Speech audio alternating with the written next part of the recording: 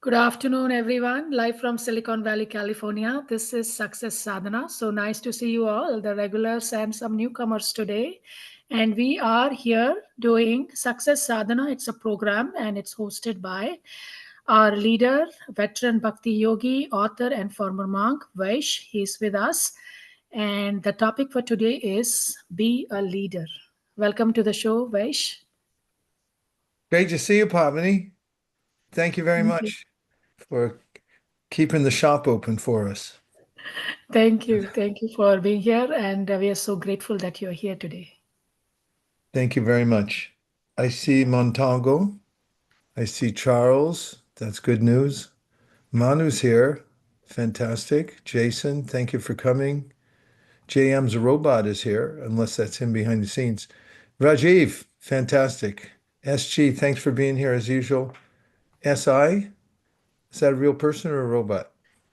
Alekis, Anoop is here. Mayank, fantastic. I'll see you later. And we have Manish Mukharavinda, the one and only.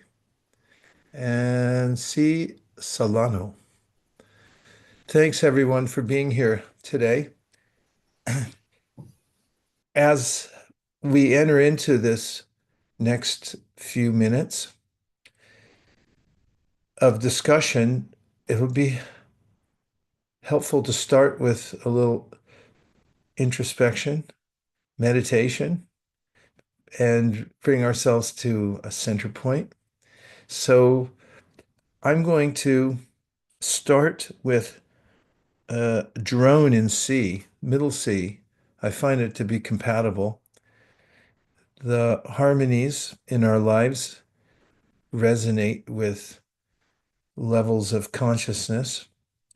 Music is a universal language.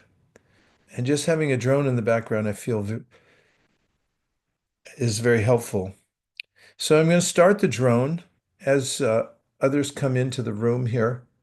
I think they'll know the drill. And we're going to try to drill down into a deeper level of our consciousness. So right now I'm turning original sound for musicians on, and here comes the drone. Welcome everyone to Success Sadhana. Our real success comes from practicing looking at our eternal situation within this body and seeing that we're different from the body. The ancient wisdom literatures talk about how fear arises when we forget who we are. Bhayam means fear. And forgetting who we are is called dvitiya. Dvi means two. It means we see something separate than our unity with our original source. That illusory conception leads us to absorption in many things that are not helpful for us. So let's take a moment to get oriented towards our consciousness. We are units of consciousness. The ancient wisdom literatures say we're chit kana. Chit means conscious entities or fragments of consciousness, just like there are rays that come from the sun, which we could also call fragments of the sun. It's the same quality as the sun, and we're part of that sun. And when we realize our connection to that sun, then we feel whole. And similarly, when we feel connection with our source, that is called Abhigna and Swarat, fully conscious, fully independent, then we also feel aligned, we feel happy, and we realize our potential. So let's try closing our eyes if you wish. It's all voluntary, of course. And try sitting up a little straighter than you were a second ago, and bring your awareness to your breath and practice 4-4 breathing. 4 counts out, 4 counts in, and establish a pattern. counting exhalation in 4 counts, and inhalation in 4 counts. And relax. Let go of any turbulence that's passing through your mind. Right now, you don't have to do anything except be aware. That should be a relief. We're not human doings, we're human beings. So let's just be for a moment and observe what's going on. Take a look at your breath. Notice that it's automatic. You don't have to think about it that much. It is going on.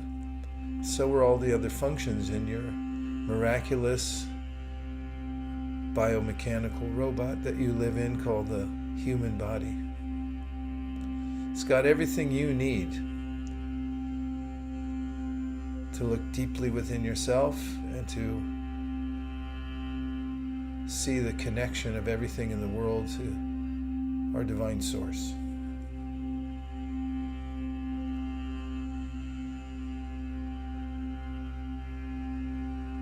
And now to notice our free will.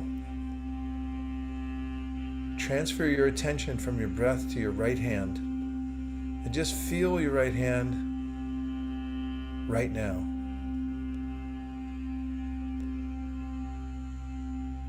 You're in the moment, experiencing that you're in a body, you have a hand that's illuminated by your own consciousness. Transfer that same awareness, your awareness, which you have free will to direct in any way you like, to your navel.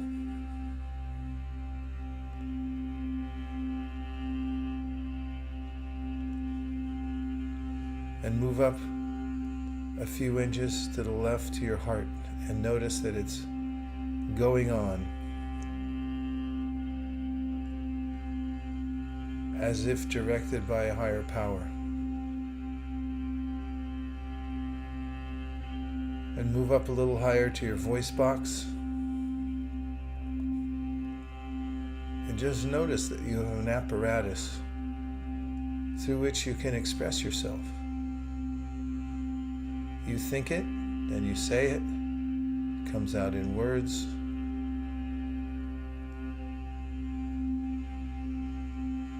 And now bring your attention to thought energy. It's material, but it's very subtle. Step back in your mind and be an observer. Desires, plans, emotions. They come like turbulence on the ocean. Sometimes the mind is calm, other times it's stormy. But you're the observer. As it comes and goes, you're separate from your mind. What are you? You're the consciousness within this body. It's always alive. Whereas the body is never alive. It's only animated by us.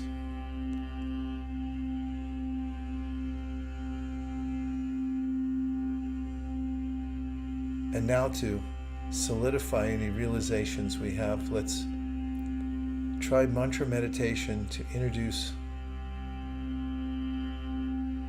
transcendental sound to the experience. I'll repeat the mantra, Nitai Gauranga. 5 syllables. I'll do it 3 times. If you'd like, you can follow along behind muted mics. Nitai Gauranga.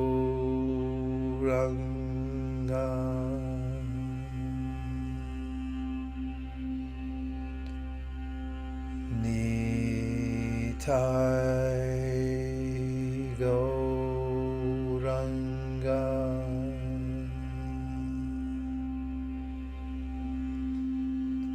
Nitai Gauranga.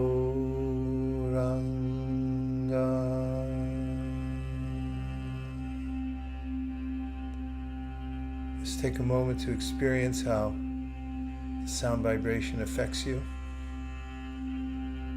Stay in your constitutional position as the observer of the mind and the body. The body is a field, you're the knower of the field. And with deep gratitude for this gift, the human body, which is like a boat that can take us across the ocean of material suffering. Bring your awareness back to your breath.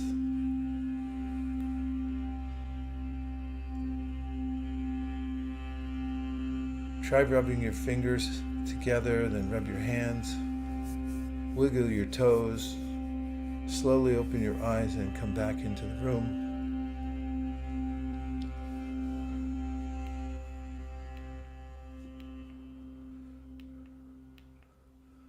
And welcome back. Thanks for going along on that short inward journey.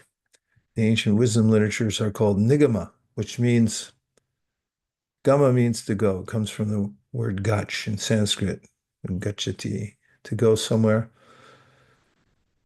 And ni means within. You can take a journey within. So why is this important? Because whatever we do in this world, however we interact with the world, depends on our balance. Inwardly, when we feel balanced, nourished, satisfied, then we interact with others with compassion and with dexterity. When we ourselves are out of balance, well, you can tell me, how is it when you don't feel balanced and you deal with somebody, even somebody you love? Is it possible to do so without thoughtfulness? Pavani's kind of giving a little nod. Charles, I can't tell. Yeah, he's got his. Everybody else, I can't see you. So you can always use the chat box. Nod. Okay. Thanks, Nicholas. Leadership. Let's look at the big board now, talking about this topic of leadership. Be a leader. Then we'll go into who is a leader. So I'm giving the definition of a leader as anyone who has influence on another. Who here has influence on anyone else in their lives? Let's see. You could raise your hand there. Okay, I got Charles, I got Mukaravinda. Oh, there's Mayank, Radhakripa. Anybody else, you can put an emoji if you don't want to turn your screen on. Come on, I need a few more emojis.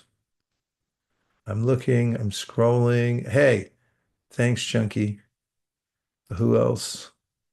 SG. Jayanti's got a lot going on there. Okay. We have influence on people more than we think. In fact, I heard of a study, someone giving a lecture recently who said that an average person who's not in a position of authority, governmental authority, or in a corporation has an influence over at least 10,000 people in their lives. If you want the exact study, I'll have to come back to you because I didn't get the exact citation. I just heard it from somebody that I trust. It stands to reason, however, we influence people more than we think. There was a movie many years ago called It's a Wonderful Life about a person who thought that he was useless to the world, and then an angel came and showed him what the world would have looked like if he hadn't been born. And then he saw that each one of us, even if we're seemingly in an insignificant situation, have influence on others. And more people than we think are observing us and following us. But to speak if we demonstratively take up a leadership role. And the ancient wisdom literature, Srimad Bhagavatam, says anybody who's in the position of being a parent or a teacher or a spiritual leader, a community leader, should be aware of what real leadership is and also where their power to lead comes from. So influence, we have influence because we're alive and what we do makes a difference. So the wisdom literatures talk about that fulcrum of power for leadership is that first and foremost, the person leads him or herself. And where does this come from? Well, several places. One is from a book called the Upadeshamrita, which was written 550 years ago, and is by a sage scholar named Rupa Goswami. And he wrote this book to give a simple approach to one who wants to have a spiritual practice. And the first verse in his primer says, Vacho vegam, manasa kroda vegam, jihva vegam, udarapasta vegam, etan vegam, yo vishaheta dhira, sarvamapi mam pritivim nashishyat. Very interesting choice of Sanskrit words. He says that all yoga begins with controlling the senses. Then he says, if you are able to control your own senses, then you become a teacher for everyone else who can't, which pritivim nasishyat means pretty much everybody in the world. Most people don't take time to work on themselves. They chase after desires. They think about positioning themselves so that they can be comfortable or enjoy life in different ways. But Rupa Goswami says that real leadership, what to speak of happiness, comes from us. The leadership means that we've taken the time and done our due diligence to learn how to control our senses, which comes from regulation of the senses. If we let them go and do whatever they want, then after a while, they feel entitled. Have you ever noticed that if your senses feel entitlement? For instance, if you see your favorite dessert sitting there, and then your tongue may say, I'm entitled to that. And then perhaps that's not what you had planned because you were aware of the fact that your diet matters in your overall health. So then you say, no, sorry, we're not having that now. We'll have something else. So there's a way in which he says, Vacha Vegam, the first thing, there's an urge of the tongue to speak, say anything and everything. Manasakrota Vegam, then it goes to the mind, tongue, belly, genitals. There's a direct line, all the senses of are in a line. And if one is sense is out of control, then the other ones tend to follow suit, especially the tongue. So this is something that comes up also in the Yoga Sutras. If anybody's aware of Patanjali Muni's book on meditation, which is considered a standard, he starts with the yamas and niyamas. That's ways that you can adjust your lifestyle so that it is moral, ethical, and the way you treat yourself is the way you treat other people. Hopefully, you treat yourself well.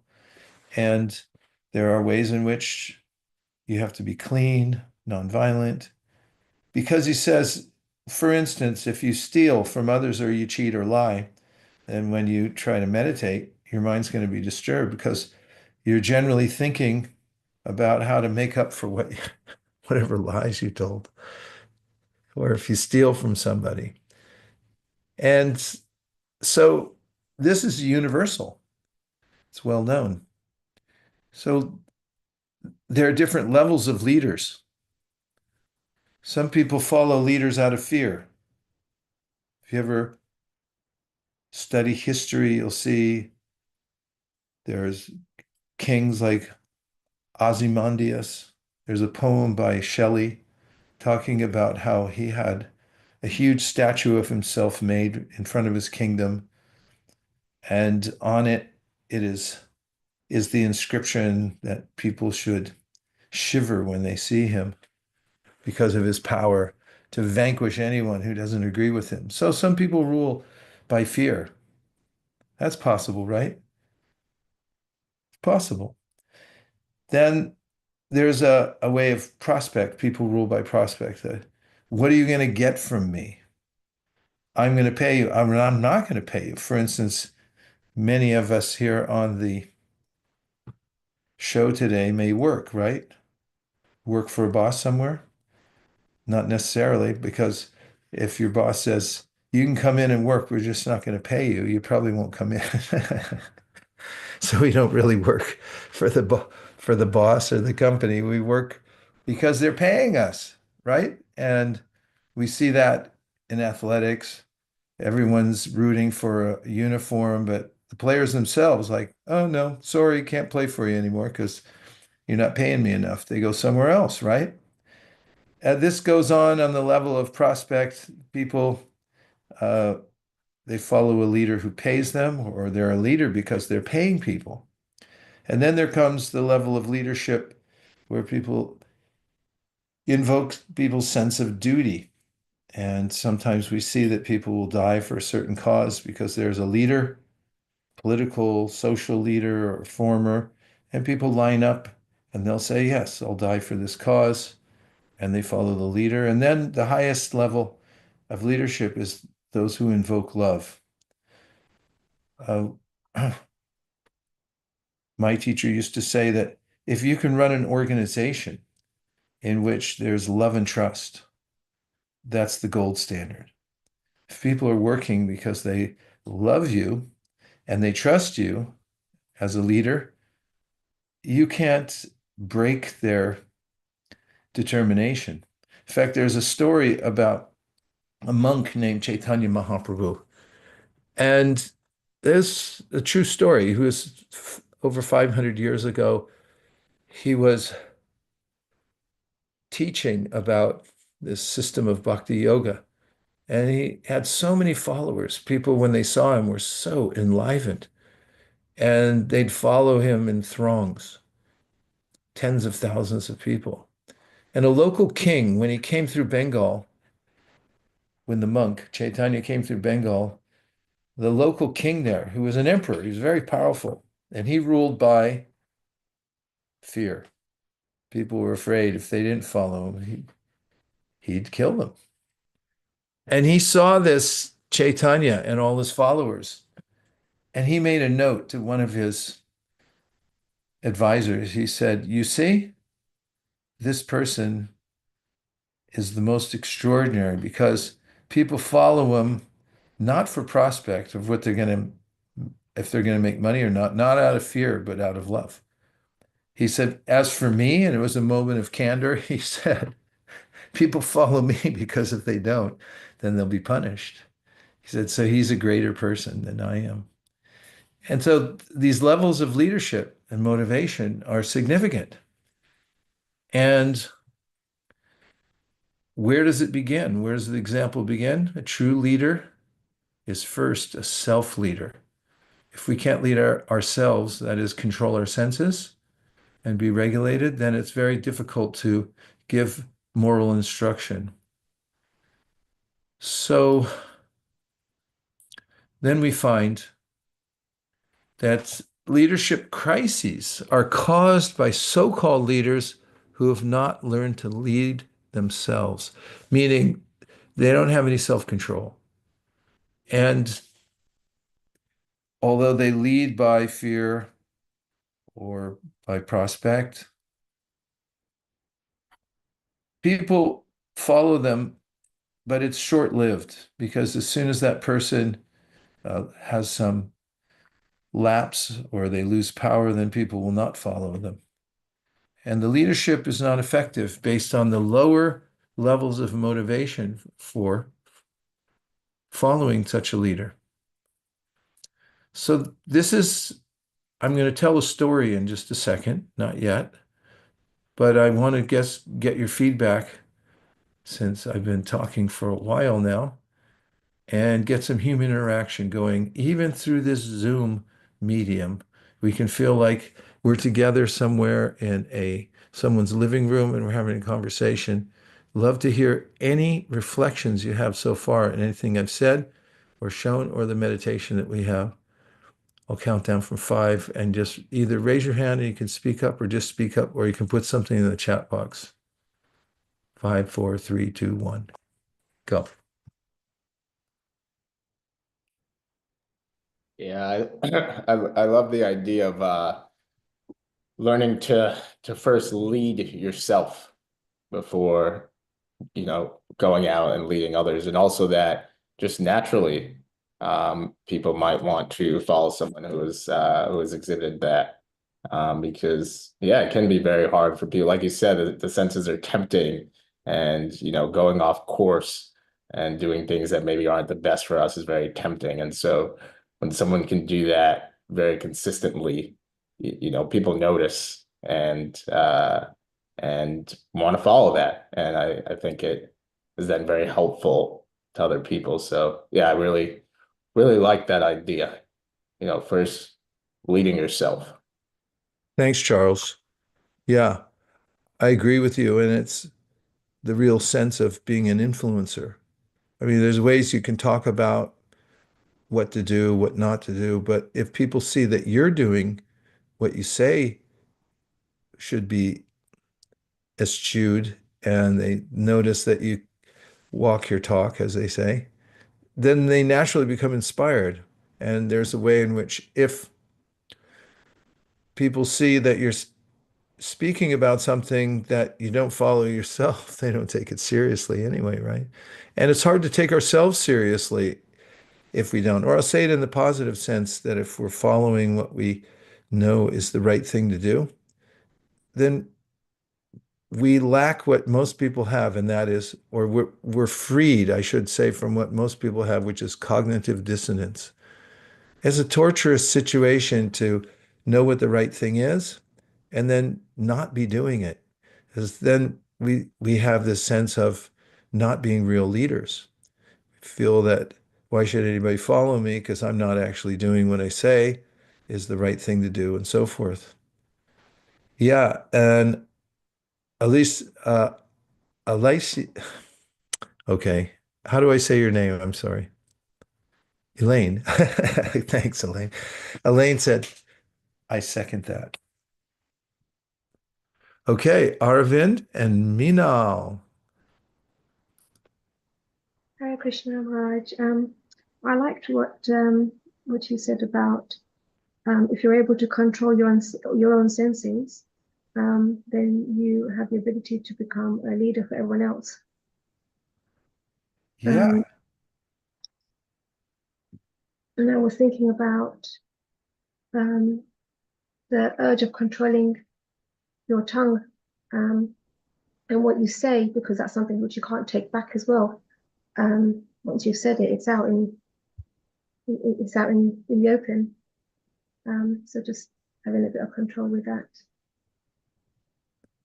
Yeah, it's the first noticeable trait of a person, what they say.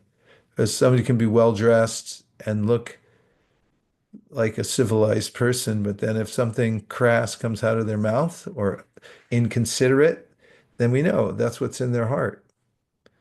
And it's hard to restrain one's tongue and not say inconsiderate things if we're in disarray inwardly.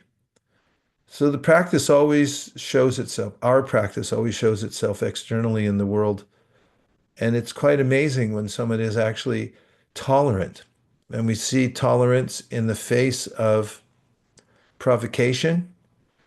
We take notice because, especially nowadays, it seems to be a trend to become intolerant and vociferously defend one's position, which I'm not saying is necessarily a bad thing, but it's the way that we do it and the way the speech comes out. It's noticeable. Yeah, thank you very much, Mino. Very helpful. Okay, anyone else? We'll take one more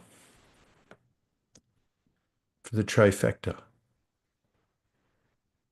Nicholas has a green arrow, and I'm not sure if that means he wants to say something. Green arrow's gone. Anyone else? Reflection. Anything we've talked about so far? The meditation.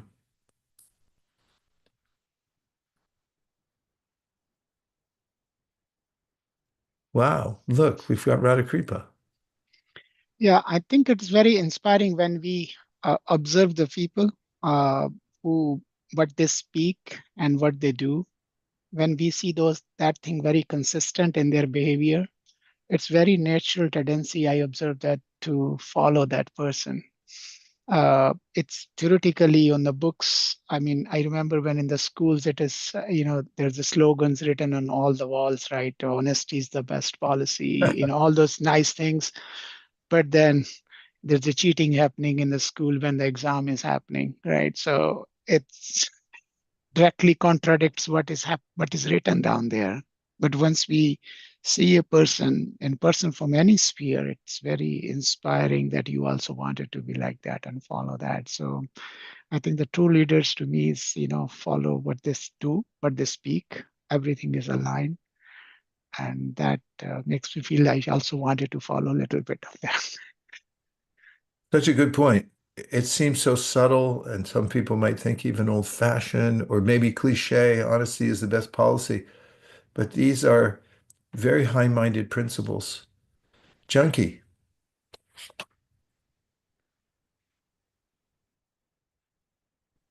Um, Hare Krishna Guru Maharaj. I specifically liked that example that you brought of fear. You said that some people in history, we have a lot of examples where leadership was ruling by fear. I feel like, growing up, we don't have a lot of good examples in front of us, like that whole fear is used in classrooms, it's used in so many places, even at work.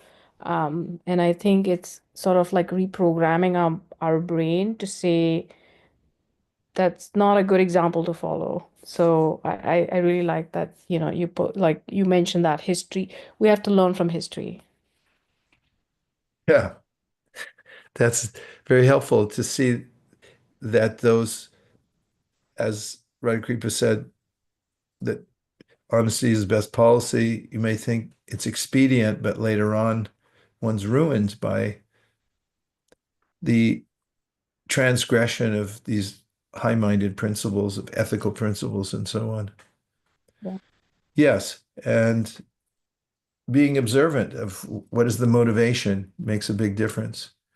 Pavani, we have a couple from Nirali and Nicholas. Do you want to read those?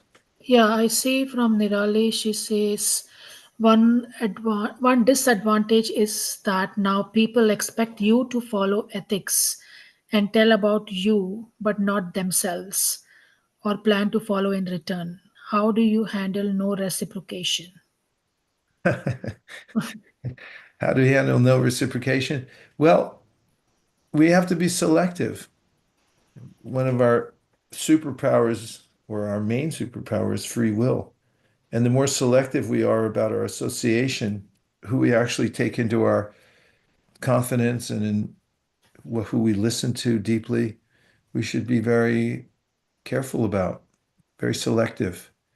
Meanwhile, if you have to work with people, you have to be in a situation where you're working for somebody who's not ethical, and that's temporary situation, the temporary situation you're in now, you have to tolerate it and just notice it. By having these discussions, we can be more mindful of how we're interacting with certain types of people. So we're not obligated to that. And what the Srimad Bhagavatam says is when you're working with somebody who you don't feel has the highest level of consciousness, yet you're obligated to, your reciprocation with them is yes, sir, yes, ma'am, thank you very much, uh, and do your duty and move on. Because in some cases, that's your obligation. You can't question every single thing that comes up to people's face because of the realities of the world. So you have to tolerate at some point, even as you know what the higher principle is. And the second one, And Nicholas says a lot of people want to help others and do so by force, but one can help anyone without helping themselves first. one cannot help anyone One without cannot. helping themselves. I think that's what Nicholas meant. And people don't realize the damage they're doing because they are too lost themselves. Yeah, that's very true. And that's why the wisdom literatures enter and say it's important to be educated about the goal of life. Even in enlightened societies or experimental societies, we're trying to have some order, for instance, in the idea of democracy. You're supposed to educate everybody. The idea is, there's supposed to be schools universally available to everybody so they can understand what's right and what's wrong and so forth and know how to interact properly. Otherwise, people do themselves damned. There's a bumper sticker that says, if you think education is expensive, try ignorance. And yeah, just very much to the point, Nicholas, a lot of people want to help others, but they do so by force, but they can't help anyone without helping themselves. It's so true. Oh, look, we're getting more, huh? No, that's just reactions. You got a rose there from somebody. Okay, so I promised you a story, so here it comes. Uh, I Oh, have, yes, Vibhav. yeah, Vaibhav. yeah. Hare Krishna, Maharaj. Nice to see you. Yeah, nice. So I have like one thing, one self-realization on like controlling your senses. So when you control your senses, say like you are bringing discipline in your own self. So that brings like a discipline in your entire day-to-day life schedule. And when you are like a discipline, it automatically brings like a different vibes and aura to you, and people get like inspired by the disciplined peoples. So that's like a one self-realization which I have been observed like Oh, I like the way you put things, Vaibhav. yeah, I mean, just by hearing you say that, it makes me want to control my senses. Thank you. yeah. Very nice. Thank you. Okay, story break. You ready? So I'm going to tell you the story. Once upon a time, the king met a sage. And the king lives around those who always agree with him, say, yes, sire, you're correct. And it's possible to have a sense of always being right and then wanting to have everybody agree with you and condescend. So he had a tinge of that even when he met the sage. So the king, upon meeting the sage, there in a place that seems a little desolate, there weren't other people there, said, "Who are you?" to the sage. And when the sage detected that sense of ego in the king, to impart wisdom to him, he replied something that seemed unusual, because he was a sage, maybe antithetical to being a king. And he said, "I am a king." Surprising, right? The sage saying, "I'm a king." So let's see what happens. The king gave a rejoinder. The king said, You're a king. Where are your armies? Because any self-respecting king has to have armies to protect his kingdom and to hold on to all the wealth and so forth. And the sage replied, I don't need armies because I have no enemies. And this comes up in the Srimad Bhagavatam in a famous verse that says the qualities of an enlightened person are that he or she is tolerant and that ajatra shatva, they don't have any enemies because the main enemies are our own mind and senses.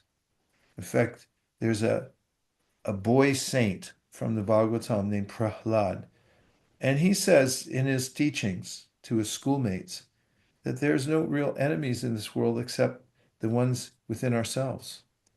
That is, the unruly mind and senses are our only enemies. But because the sage had controlled his senses, he didn't have any enemies on the outside. He had no vested interest in the world also, so he had no enemies. And this is true of somebody who moves in the world and has respect for others. So what do you think the king said next?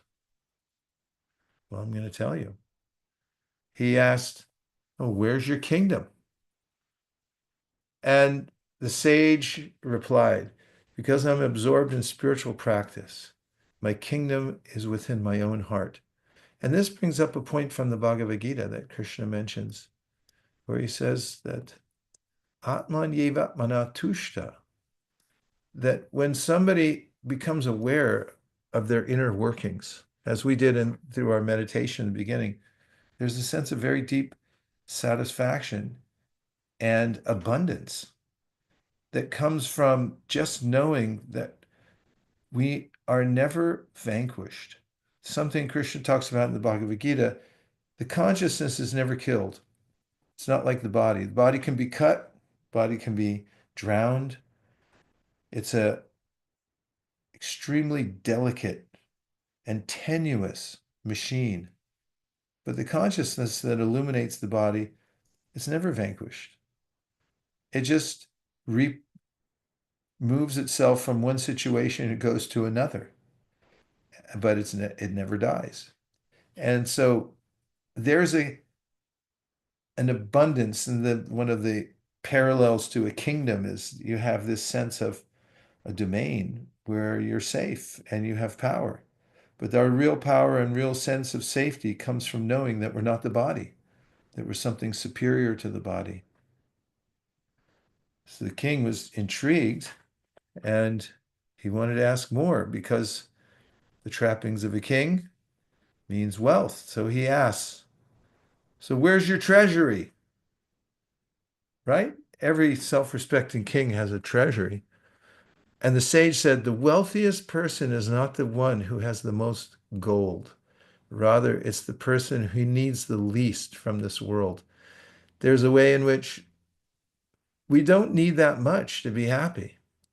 But we have this Atman Tushta, the sense of satisfaction within.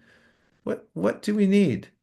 We need some simple things. And I'm not to say that everyone's should renounce whatever trappings of comfort they have in life. That's not what the Bhagavad Gita recommends. But it's even if you live with some material facility, you're not attached to it. You only see that it's there to engage in for a higher purpose. When we become enamored of material wealth, which is folly because we can't take it with us. We come into the world with nothing, we leave with nothing. And when we try to carry it around with us in this world, just weighs us down, really. But if there's a sense of whatever we have by momentum from our previous activities, previous lifetimes called karma, whatever we get, we can utilize that for a higher purpose. And there's a sense of satisfaction.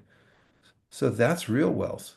Because it's well known that too much is not enough on the material level. You get something that you've been pining for. If you've ever had a situation where you've wanted something and then you got it and it's not enough, there's something better. It never ends, says the Bhagavad Gita. Krishna says this is the nature of rajas, that as soon as you get something, you want something more. You're unsettled. So who is it that's the wealthiest in this world? It's the person who has a sense of satisfaction already. I'm okay. Whatever I have right now, I'm fine. I don't need more. King pursued further. He thought, well, a king should have some land to conquer.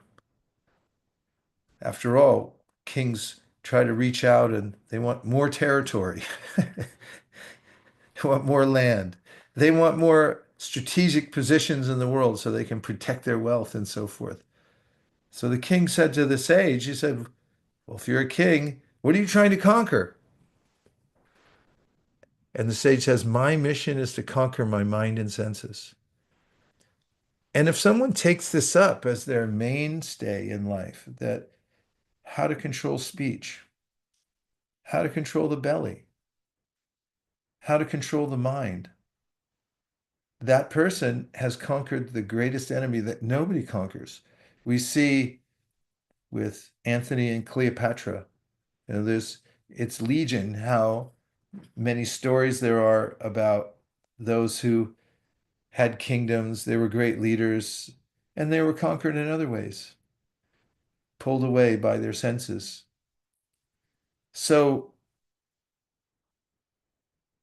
real kingship in this world, Pritivim Nasishyat, as I mentioned in the first part of this discussion, Rupa Goswami says to be the controller of one's senses, to know what real wealth is, that it comes from within. Everyone else becomes a subject. That's a real king of this world. And there's a famous verse written thousands of years ago about a person's mindset changing and saying that I'd never realized that I was being ruled by my senses. And he says, all my senses are bad masters. They've demanded from me. They never gave me time off. And they never gave me anything valuable in return. He said, no more. That's it. I'm turning my attention to a higher cause in life, and that is service to the divine. And I'm not going to be swayed by my senses. I'm going to use my senses for a higher purpose, not for my own satisfaction. This short interlude with the king changed the mind with the sage, changed the mind of the king. And guess what he said back to the sage? You're the real king. He felt so moved by the answers of the sage and his obvious realization of what he said, and the peaceful countenance that he had, that the king said to the sage, you are the real king. And so a couple lessons. One is the quality of our leadership starts with controlling our senses. And the sense-controlled person who has integrity is best fit to lead. And yeah, I've heard from some here in Silicon Valley who have met with the leaders of their corporations, that someone was telling me the other day when they had a town hall meeting, and one of the CEO was there from the company, was talking about these very same principles, saying that generosity, kindness, these are the real capital.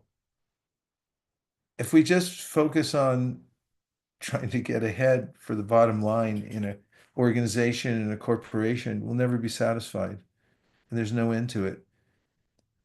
A person that I know here who comes regularly here to Silicon Valley to teach seminars to wealthy people talks about how just in the structure of companies, those companies in which the founders start with the principle of giving away much of what they earn to a higher cause, do better than those who just are concerned with the bottom line. That's a kind of mind control, because that mean controlling one's mind, because the idea of wealth, it never ends. As much as you get, you always want more. It's a principle. You can add as many zeros as you want, even if you're in the billions and somebody thinks, well, that's not enough. It's never enough.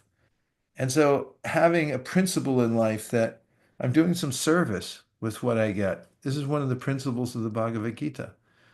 And if somebody's managing a corporation, for instance, or starting a small business or doing anything, and they think in terms of how can I do good for others?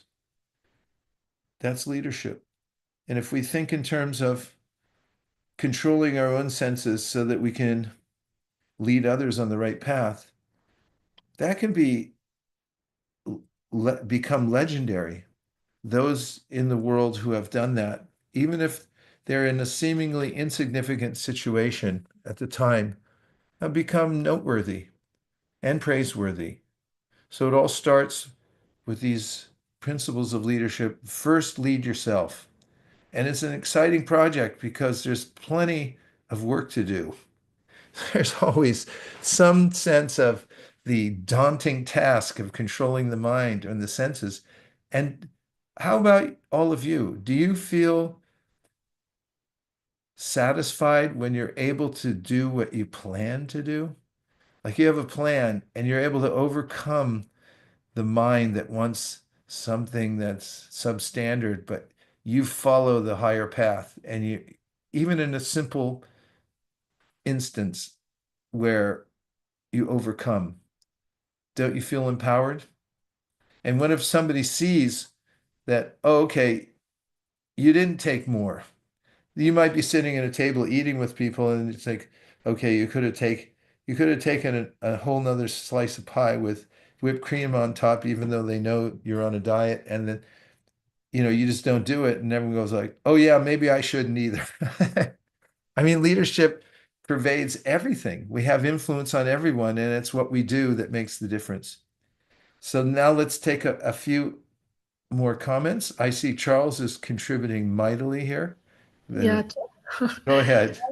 Charles, you can speak for yourself, but he likes your story. He thinks it's a great story. And for the recent one, he says it makes me stand up a little bit straighter.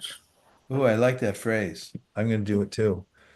Just you doing it made me stand up, sit up a little straighter. Yeah, thanks, Charles.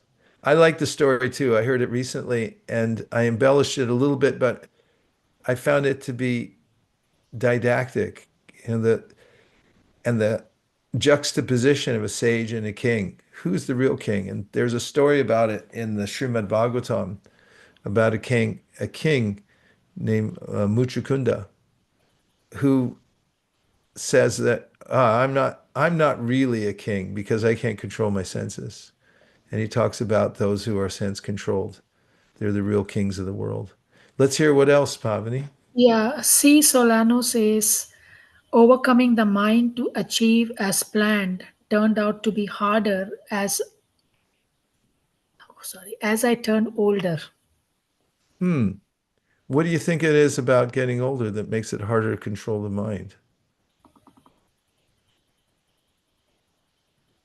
If you can comment either in the chat or you can just say it, that would be helpful. Yeah. While you type that, Jayanti likes the story. She finds it super empowering. And Elaine says one should always reconsider who they are letting influence them as part of controlling their own mind. Ooh, nice. Yeah, Jayanti, I'm glad you like the story. And Elaine, great advice. So much of the way we are comes from who we associate with. And that's one of the other pieces of advice that comes from the same book I quoted from in the beginning. And look, Manu has her hand up. Yeah, Manu, go ahead.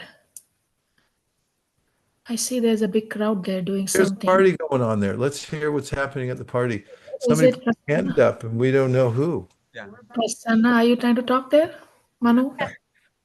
I think we just want to say hi and thank you for the amazing session. You're cooking something. The packing books, I think. Oh, packing books. Okay. Yeah. We're just Distributing packing books. some spiritual books in the corporate setting. Well, where are we gonna? I want one. Thank you. Thanks for checking in. It's great to see you all at work there. Yeah. Thank you, Manu. Brought back some life here in this room. And C. Solano replies, actually, he was talking about, he or she, I don't know, was talking about um, the mind is harder as we go on over the years. And they're saying that probably more stuff piled over the years. Yeah, that's true. Actually, it's mentioned in the Bhagavad Gita how the mind is a repository of many kinds of thoughts. And when they get piled one on top of another, then there's a cacophony of sound coming from our own minds. And it does take a little bit of work. But it can be done, Krishna says in the Bhagavad Gita. Yeah. And Nicholas is adding many years of letting the mind go, the more the mind is used to controlling you. Hmm, that's right. We get in a rut. Nirali gave some reflection. I did this. I did the same, realizing who knows the future. I can get diabetes or something and need to eat a bit of sweet before I get older, more next year. Raleigh, what did you mean? You got to explain yourself because I couldn't understand that. Yeah, I was talking about how he said as we get older, it's hard to control the senses. So in regard to that, that it's like next year, who knows, right? Let me eat sweet before I get older, in case I have less to eat as a medical reason or something. Yeah. Yeah, I read a little piece about it was a story about a student who approached Socrates and says, like, how can I break out of my rut? There's something I want to attain, but I haven't been able to do it. And Socrates, he said, what's the secret? And I don't know if this is apocryphal or it's attributed to Socrates. I haven't researched it far enough, but be that as it may, they go for a walk and Socrates leads them into a stream. And when they get into the stream, Socrates pushes the student down under his head under the water until bubbles are coming up. And then when he finally lets up the student's head and said, what did you want? What were you meditating on? He said, air. He said, when your desire becomes as Mm. strong as it was when your head was underwater, that's when you'll attain whatever you want. So Mm. it's a matter of, like Weight Watchers, they used to have this huge sign. I drive by and I could see it in their showroom. It says, you gotta wanna. And when you come to the point, either because you've suffered too much or you said enough's enough and you say, I gotta wanna, then you can sign up for the program to control your senses. Yeah. Okay, a few more, Pavani, and we got Yeah. 2 minutes. Yeah, we have one reflection and one more question. Raji says, I feel due to unfulfilled desires over the course of time, it can get harder to control the mind. Yep, but never impossible, right? Yeah. And then Arvind and Meenal asking, I would like to know ways in which I can observe my mind in order to learn to control it. In the beginning meditation, if you weren't here for that, you can go back and watch it on Facebook or wherever we publish it. As I walked us through a short meditation, which is something that I retrieved from, gleaned from one of Prabhupada's purports, where he talks about objectifying the body and noticing how you're different from it. And it's not very difficult. It's a matter of introspection. And if you practice it a little bit every day, you'll start to notice that you can step back from your mind and observe it because you are the observer. And if you can observe something, you're not it. In other words, if you can look at your hand and objectify it, then you're not your hand. Same thing with your mind. Denise said, I didn't realize these recordings were posted. I would love to be able to go back and watch some I've missed. Where are they posted? Can somebody give a link to Fan the Spark or wherever it is? Yeah, we will share with you. They are on YouTube as well as the Facebook. So we'll send an email and you all can get those. So Yeah, you it kind can. of goes to my philosophy. If it's worth speaking, it's worth broadcasting. So we definitely have it all in archives. It's also on the website, thefanthespark.com. There's links and things like that there. Yeah. Well, everybody, look at that. 1 o'clock exactly. Thank you very much for joining. And I think we need something ceremonial to say goodbye because it was such an intense session. I know from observing the yogis high in the Himalayas that they have this ritual that when they see one another on the high peaks of the Himalayas, that they like to encourage one another with a phrase. And it goes Hari Bol. It means keep the transcendental vibration going, keep saying Hari. And they put their arms way up in the air. You want to try it before we go? Okay, Nirali's doing it and I'll do it. Hari Bol! Haribol. Bol, Everybody, Haribol, see you soon. Haribol. Thank Happy you. book Thank packing there you. and have a great Thank you. day, everyone. Thank you, guys. Thank you.